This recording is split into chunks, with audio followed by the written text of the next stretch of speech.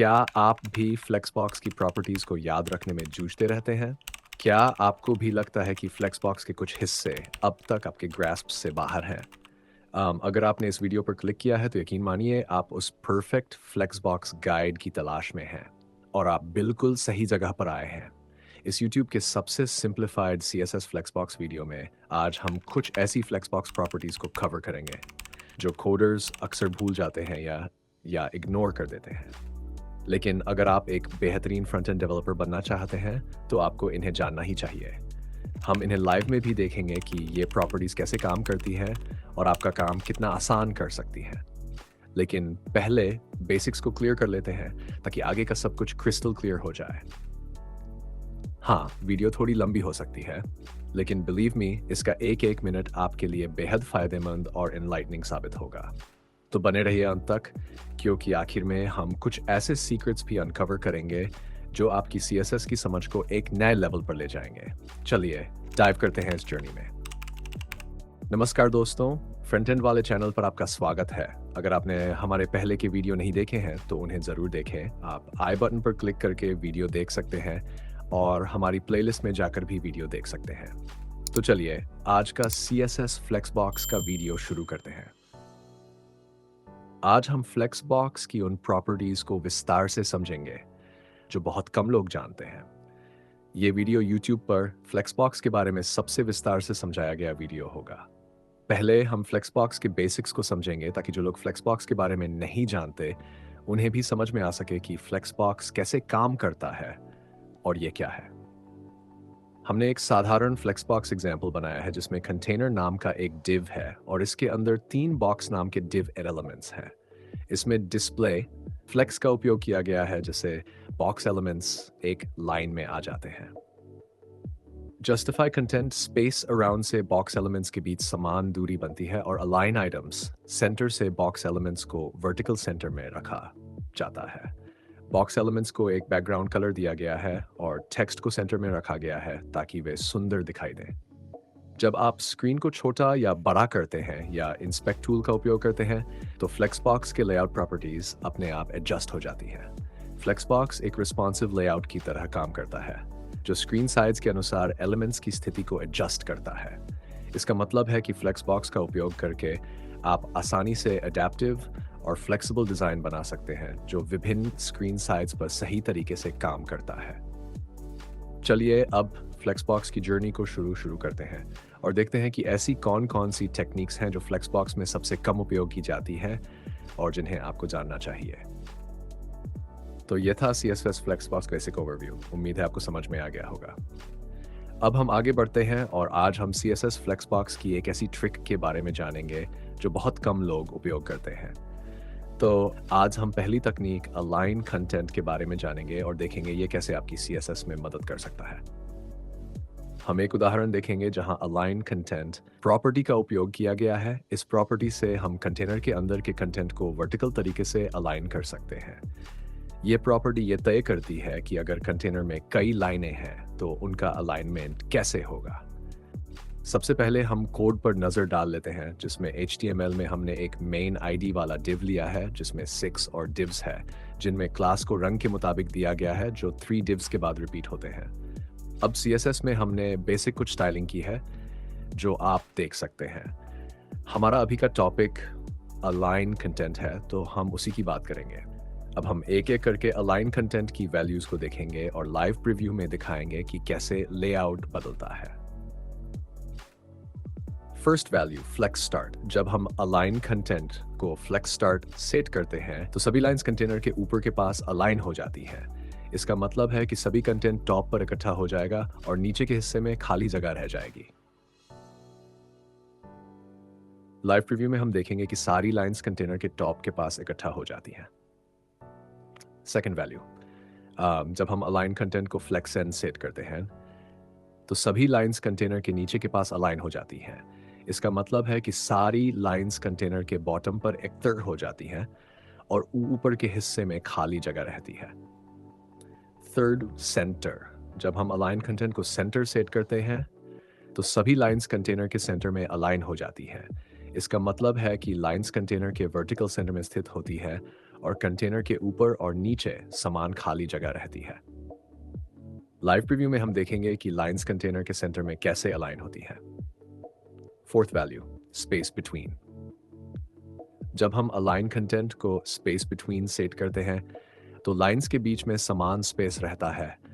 इसका मतलब है कि लाइंस के बीच में समान दूरी रहती है, लेकिन कंटेनर के ऊपर और नीचे कोई स्पेस नहीं रहता। लाइव प्रीव्यू में हम देखेंगे कि लाइंस के बीच में खाली जगह कैसे होती है और कंटेनर के ऊपर और नीचे कितनी खाली जगह रहती है। Space around. जब हम अलाइन कंटेंट को स्पेस अराउंड सेट करते हैं तो लाइंस के चारों ओर समान स्पेस रहता है। इसका मतलब है कि लाइंस के आसपास समान दूरी होती है और कंटेनर के ऊपर और नीचे भी स्पेस रहता है। लाइव प्रीव्यू में हम देखेंगे कि लाइंस के चारों ओर कितनी खाली जगह होती है और ये कैसे डिस्ट्रीब्यूट होता है। Sixth value, space evenly. जब हम अलाइन कंटेंट को स्पेस इवनली सेट करते हैं तो लाइंस के बीच और कंटेनर के किनारों के बीच समान स्पेस होता है। इसका मतलब है कि लाइंस के बीच और कंटेनर के ऊपर और नीचे समान दूरी रहती है। लाइव प्रीव्यू में हम देखेंगे कि लाइंस के बीच और कंटेनर के किनारों के बीच समान दूरी कैसे रहती है। तो यह था अलाइन कंटेंट, प्रॉपर्टी का ओवरव्यू और कैसे ये आपकी CSS फ्लेक्सबॉक्स लेआउट को कस्टमाइज कर सकता है। इस प्रॉपर्टी का उपयोग करके आपने लेआउट्स को बेहतर तरीके से अलाइन और स्पेस मैनेज कर सकते हैं। अब हम फ्लेक्सबॉक्स की सबसे बेहतरीन तकनीकों के बारे में जानेंगे, जो है फ्लेक्स ग्रो, फ्लेक्स श्रिंक और फ्लेक्स बेसिस। आज हम पहले फ्लेक्स ग्रो के बारे में विस्तार से चर्चा करेंगे। सबसे पहले फ्लेक्स ग्रो प्रॉपर्टी को समझते हैं। यह प्रॉपर्टी निर्धारित करती है कि एक फ्लेक्स आइटम कंटेनर के अवेलेबल स्पेस को कितना बढ़ा सकता है। जब कंटेनर के पास एक्स्ट्रा स्पेस होता है तब फ्लेक्स ग्रो की वैल्यू तय करती है कि आइटम उस स्पेस को कैसे बांटेंगे। अब HTML कोड पर नजर डालते हैं। इस कोड में एक फ्लेक्स कंटेनर है जिसमें 5 फ्लेक्स आइटम्स हैं। कंटेनर के अंदर आइटम्स को विजुअली देखने के लिए उनके विभिन्न बैकग्राउंड रंग दिए गए हैं। अब CSS कोड को समझते हैं। कंटेनर की विड्थ 80% रखी गई है और हाइट 100 px है। फ्लेक्स आइटम्स को फ्लेक्स ग्रो प्रॉपर्टी दी गई है। पहले आइटम को फ्लेक्स ग्रो 1, दूसरे आइटम को फ्लेक्स ग्रो 3 और बाकी आइटम्स को भी अलग अलग वैल्यूज दी गई है।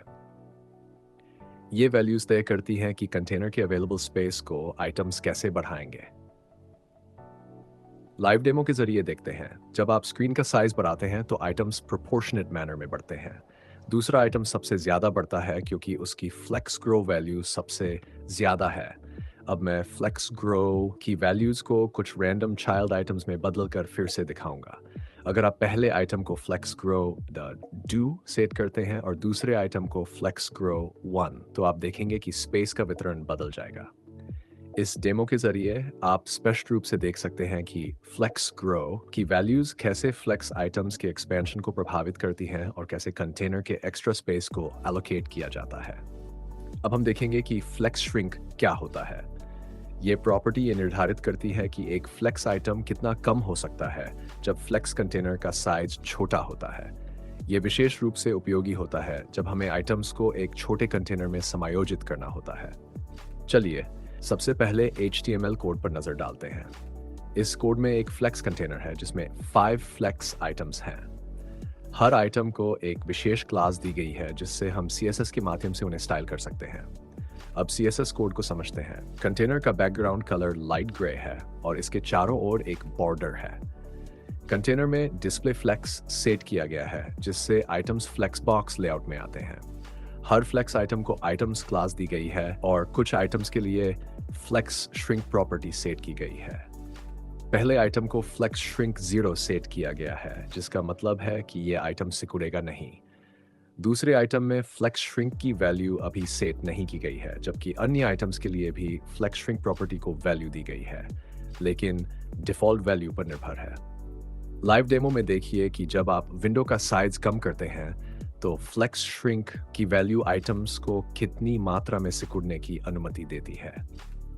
उदाहरण के लिए पहले आइटम को फ्लेक्स श्रिंक 0 दिया गया है, इसलिए यह सिकुड़ेगा नहीं। अब मैं फ्लेक्स श्रिंक की वैल्यू को कुछ आइटम्स में बदल कर दिखाऊंगा। जब आप इन वैल्यूज को बदलते हैं तो आइटम्स के सिकुड़ने का व्यवहार बदल जाएगा। उदाहरण के लिए यदि आप दूसरे आइटम की फ्लेक्स श्रिंक वैल्यू सेट करते हैं तो वह आइटम ज़्यादा सिकुड़ेगा। इस डेमो के माध्यम से आप देख सकते हैं कि फ्लेक्स श्रिंक प्रॉपर्टी कैसे फ्लेक्स आइटम्स के सिकुड़ने को नियंत्रित करती है और कंटेनर के कम स्थान के अनुसार आइटम्स कैसे रिस्पॉन्ड करते हैं। अब हम फ्लेक्स बॉक्स की एक महत्वपूर्ण तकनीक फ्लेक्स बेसिस के बारे में जानेंगे। फ्लेक्स बेसिस प्रॉपर्टी का उपयोग करके हम फ्लेक्स आइटम्स की प्रारंभिक विड्थ निर्धारित कर सकते हैं। इसका मतलब है कि ये प्रॉपर्टी ये तय करती है कि जब कंटेनर में जगह उपलब्ध होती है तो प्रत्येक आइटम कितनी जगह लेगा। HTML कोड में हमने एक फ्लेक्स कंटेनर और 5 फ्लेक्स आइटम्स बनाए हैं। हर आइटम को एक विशिष्ट फ्लेक्स बेसिस वैल्यू दी गई है, जिससे हम देख सकते हैं कि विभिन्न आइटम्स की प्रारंभिक विड्थ कैसे सेट की जाती है। CSS कोड में फ्लेक्स बेसिस को अलग अलग आइटम्स पर सेट किया गया है। उदाहरण के लिए पहले आइटम को फ्लेक्स बेसिस 50 पिक्सल्स और दूसरे आइटम को फ्लेक्स बेसिस 100 पिक्सल्स सेट किया गया है। जब आप लाइव डेमो देखेंगे तो आप देखेंगे कि प्रत्येक आइटम की प्रारंभिक विड्थ फ्लेक्स बेसिस वैल्यू के अनुसार सेट हो जाती है। अब मैं आपको फ्लेक्स बेसिस की वैल्यूज को बदल कर दिखाऊंगा। जैसे कि 50 पिक्सल्स से 100 पिक्सल्स की ओर बढ़ाते हुए आप देख सकते हैं कि आइटम्स की प्रारंभिक विड्थ कैसे बदलती है। चलिए अब कुछ जानी मानी ट्रिक पहले जान लेते हैं, जो है flex direction. Flex direction flex box की एक महत्वपूर्ण प्रॉपर्टी है जो ये तय करती है कि Xbox कंटेनर के अंदर के आइटम्स किस डायरेक्शन में अरेंज होंगे। इस प्रॉपर्टी का उपयोग करके हम आइटम्स को रो या कॉलम में अरेंज कर सकते हैं। HTML कोड में हमने एक कंटेनर बनाया है जिसमें कुछ आइटम्स हैं। CSS में सबसे पहले कंटेनर को डिस्प्ले फ्लेक्स किया गया है, जिससे ये फ्लेक्स बॉक्स बन गया है। इसके बाद फ्लेक्स डायरेक्शन का उपयोग करके हम ये तय कर सकते हैं कि हमारे आइटम्स किस डायरेक्शन में होंगे। लाइव डेमोन्स्ट्रेशन में पहले फ्लेक्स डायरेक्शन रो का प्रभाव दिखाया जाएगा, जिसमें सभी आइटम्स एक पंक्ति में व्यवस्थित होंगे। फिर फ्लेक्स डायरेक्शन कॉलम का उपयोग करके देखा जाएगा कि आइटम्स एक कॉलम में कैसे व्यवस्थित होते हैं। जब हम इस कोड को लाइव बदलेंगे तो आप देखेंगे कि ये परिवर्तन आपके वेब पेज पर तुरंत कैसे दिखाई देगा। इस तरह आप फ्लेक्स डायरेक्शन का उपयोग करके अपने वेब पेज पर आइटम्स को आसानी से व्यवस्थित कर सकते हैं और उनके लेआउट को बेहतर तरीके से कंट्रोल कर सकते हैं। चलिए अब नेक्स्ट प्रॉपर्टी जो कि जानी मानी है उसे समझते हैं, और वो है फ्लेक्स रैप। फ्लेक्स बॉक्स में जब भी आपके पास बहुत सारे आइटम्स होते हैं और वो कंटेनर में एक ही लाइन में फिट नहीं हो पाते तो फ्लेक्स रैप प्रॉपर्टी का इस्तेमाल होता है। फ्लेक्स रैप का काम ये होता है कि वो तय करता है कि फ्लेक्स आइटम्स एक ही लाइन में रहें या फिर जगह कम पड़ने पर वो अगले लाइन में चले जाएं। फ्लेक्स रैप की 3 मुख्य वैल्यूज होती हैं: नाउ रैप, रैप और रैप रिवर्स। अब सबसे पहले हम HTML और CSS कोड को समझते हैं। HTML में हमने एक मेन डिव बनाया है जिसमें कई आइटम्स रखे हैं। हर आइटम के लिए हमने CSS में एक क्लास आइटम्स बनाई है। मेन कंटेनर के लिए फ्लेक्स रैप प्रॉपर्टी का इस्तेमाल किया गया है। अब CSS को देखते हैं। मेन कंटेनर में हमने डिस्प्ले को फ्लेक्स किया है, साथ में फ्लेक्स रैप प्रॉपर्टी को रैप पर सेट किया है। कंटेनर की विड्थ को 400 px रखा गया है ताकि सभी आइटम्स एक लाइन में फिट न हो सकें और रैपिंग का इफेक्ट साफ दिखे। आइटम्स के कलर, साइज और बैकग्राउंड को हमने सेट किया है ताकि ये विजुअली अलग दिखे। जब आप इस कोड का लाइव प्रीव्यू देखेंगे तो शुरुआत में आप देखेंगे कि आइटम्स एक ही रो में फिट नहीं हो पा रहे हैं और इसलिए वो रैपिंग होकर दूसरी लाइन में चले जाते हैं। यही इफेक्ट रैप वैल्यू का है। अब जब मैं फ्लेक्स रैप की वैल्यू को नाउ रैप करता हूं तो आप देखेंगे कि सारे आइटम्स एक ही लाइन में रहेंगे, चाहे वो कंटेनर से बाहर ही क्यों न चले जाए। ये वैल्यू बाय डिफॉल्ट होती है, यानी कि रैपिंग नहीं होती। अब आखिरी वैल्यू रैप रिवर्स की बारी है। जब आप रैप रिवर्स सेट करते हैं तो रैपिंग तो होगी, लेकिन ऑपोजिट डायरेक्शन में। इसका मतलब है कि आइटम्स पहली लाइन में नीचे की बजाय ऊपर की तरफ से रैप होंगे। इस तरह से फ्लेक्स रैप प्रॉपर्टी का इस्तेमाल करके आप अपने कंटेनर में आइटम्स को बेहतर तरीके से मैनेज कर सकते हैं, खासकर जब आपके आइटम्स की संख्या ज्यादा हो और अवेलेबल स्पेस कम हो। चलिए अब आगे बढ़ते हैं। आप सभी लोग अभी तक इस वीडियो को देख रहे हैं, तो इसका मतलब है कि आपको वीडियो पसंद आ रहा है। अगर आपको मेरी मेहनत और कोड को समझाने का तरीका पसंद आ रहा है तो कृपया वीडियो को लाइक, शेयर और सब्सक्राइब जरूर कर दीजिए और नोटिफिकेशन बेल को भी ऑन कर दीजिए ताकि आपको आने वाले नए वीडियो की जानकारी मिल सके। अगर आपके कोई भी सवाल हैं या वीडियो के बारे में कुछ कहना है तो आप कमेंट करके मुझे बता सकते हैं। चलिए अब बहुत बातों के बाद अगले टॉपिक पर चलते हैं।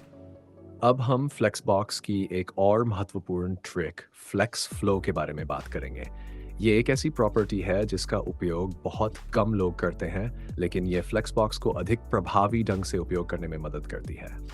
फ्लेक्स फ्लो प्रॉपर्टी को एक साथ फ्लेक्स डायरेक्शन और फ्लेक्स रैप को सेट करने के लिए इस्तेमाल किया जाता है। इससे हम ये तय कर सकते हैं कि आइटम्स किस दिशा में सेट होंगे और कितनी लाइनों में लपेटे जाएंगे। HTML कोड में हमने एक फ्लेक्स कंटेनर और 6 फ्लेक्स आइटम्स बनाए हैं। अब CSS में फ्लेक्स फ्लो रो रैप सेट किया गया है। इसका मतलब है कि आइटम्स रो दिशा में सेट होते हैं और कई लाइनों में लपेटे जाते हैं। लाइव डेमो के दौरान आप देख सकते हैं कि आइटम्स रो दिशा में सेट होते हैं और कंटेनर की उपलब्ध जगह के अनुसार लपेटे जाते हैं। अब मैं आपको फ्लेक्स फ्लो की वैल्यूज बदल कर दिखाऊंगा। जैसे कि रो रैप को कॉलम रैप रिवर्स में बदलते हुए आगे देखें कि आइटम्स की दिशा और लपेटने का तरीका कैसे बदलता है। चलिए अब आगे बढ़ते हैं और अगले फ्लेक्स बॉक्स की प्रॉपर्टी को जानते हैं, जो है ऑर्डर। ऑर्डर प्रॉपर्टी का उपयोग फ्लेक्सबॉक्स में आइटम्स के डिस्प्ले ऑर्डर को नियंत्रित करने के लिए किया जाता है। डिफ़ॉल्ट रूप से आइटम्स दस्तावेज के ऑर्डर के अनुसार दिखते हैं, लेकिन ऑर्डर प्रॉपर्टी का उपयोग करके आप आइटम्स का डिस्प्ले ऑर्डर कस्टमाइज कर सकते हैं। HTML कोड में हमारे पास एक कंटेनर क्लास है जिसमें 3 आइटम्स हैं, आइटम 1, आइटम 2 और आइटम 3। CSS कोड में .container क्लास को डिस्प्ले फ्लेक्स दिया गया है, जिससे आइटम्स फ्लेक्सबॉक्स कंटेनर में बदल जाते हैं। हर आइटम को विड्थ, हाइट और अलाइनमेंट प्रॉपर्टीज दी गई है ताकि वे विजुअली सेंटर में दिखें। आइटम 1 को ऑर्डर 3 दिया गया है, जिससे ये आइटम आखिरी में दिखेगा। आइटम 2 को ऑर्डर 1 दिया गया है, जिससे ये आइटम सबसे पहले दिखेगा। आइटम 3 को ऑर्डर 2 दिया गया है, जिससे ये आइटम दूसरे स्थान पर दिखेगा। लाइव प्रीव्यू में जब आप यह कोड देखेंगे तो आप देखेंगे कि आइटम्स का डिस्प्ले ऑर्डर बदल गया है। ऑर्डर प्रॉपर्टी की वैल्यूज को बदलने पर आइटम्स की पोजीशन भी बदलती है, जो फ्लेक्सबॉक्स की फ्लेक्सिबिलिटी को दर्शाती है और आपको आइटम्स के डिस्प्ले ऑर्डर को आसानी से कस्टमाइज करने की सुविधा देती है। चलिए अब आगे बढ़ते हैं और फ्लेक्सबॉक्स की एक बहुत ही उपयोगी शॉर्टकट प्रॉपर्टी के बारे में जानेंगे। आपको मज़ा तो आ रहा है ना फ्लेक्सबॉक्स की शानदार प्रॉपर्टीज़ को जानने में? अगर आपको मेरी मेहनत और कोड को समझने का तरीका पसंद आ रहा है तो कृपया लाइक, शेयर और सब्सक्राइब ज़रूर करें और नोटिफिकेशन बेल को भी ऑन कर दें। कोई भी सवाल हो या कुछ कहने की बात हो तो आप कमेंट करके बता सकते हैं। अब हम फ्लेक्सबॉक्स की फ्लेक्स प्रॉपर्टी के बारे में जानेंगे, जिसमें 3 मुख्य मान होते हैं, फ्लेक्स ग्रो, फ्लेक्स श्रिंक और फ्लेक्स बेसिस। इस प्रॉपर्टी का उपयोग करके हम एक साथ इन तीनों मानों को सेट कर सकते हैं। HTML कोड में हमने एक ID के नाम से div बनाया है, जिसमें 3 div आइटम्स हैं जो फ्लेक्सबॉक्स के माध्यम से व्यवस्थित किए गए हैं। CSS कोड में बॉडी में फ्लेक्सबॉक्स को सेट किया गया है ताकि सभी कंटेंट को सेंटर में रखा जा सके। ID में फ्लेक्सबॉक्स को लागू किया गया है और इसका आकार निर्धारित किया गया है। .item क्लास में फ्लेक्सबॉक्स के मूल गुण जैसे जस्टिफाई कंटेंट और अलाइन आइटम्स सेट किए गए हैं। हमने .item1, .item2 और item 3 के लिए फ्लेक्स प्रॉपर्टी का उपयोग किया है, जो कि 3 मानों को सेट करता है। फ्लेक्स ग्रो ये दर्शाता है कि आइटम कितना फैल सकता है। फ्लेक्स श्रिंक ये दर्शाता है कि आइटम कितना संकुचित हो सकता है। फ्लेक्स बेसिस ये आइटम का आधार आकार निर्दिष्ट करता है। इस प्रकार आइटम 1 के लिए फ्लेक्स 1 100 px, आइटम 2 के लिए फ्लेक्स डू 1 150 px और आइटम 3 के लिए फ्लेक्स 1 200 px सेट किया गया है। जब आप लाइव डेमो देखेंगे तो आप देखेंगे कि कैसे फ्लेक्स प्रॉपर्टी के मानों को बदलने से आइटम्स का आकार और उनके बीच की स्थिति बदलती है। इससे आप फ्लेक्सबॉक्स की प्रॉपर्टीज को एक साथ नियंत्रित करने की सुविधा और प्रभावी ढंग से उपयोग करने में सक्षम होंगे। तो दोस्तों, आज के वीडियो में इतना ही। अगर आपको हमारा वीडियो पसंद आया हो तो कृपया लाइक और सब्सक्राइब जरूर करें। इससे हमें आगे और बेहतर कंटेंट बनाने का प्रोत्साहन मिलेगा। अगले वीडियो में हम नई और दिलचस्प CSS तकनीकों के साथ वापस आएंगे। धन्यवाद।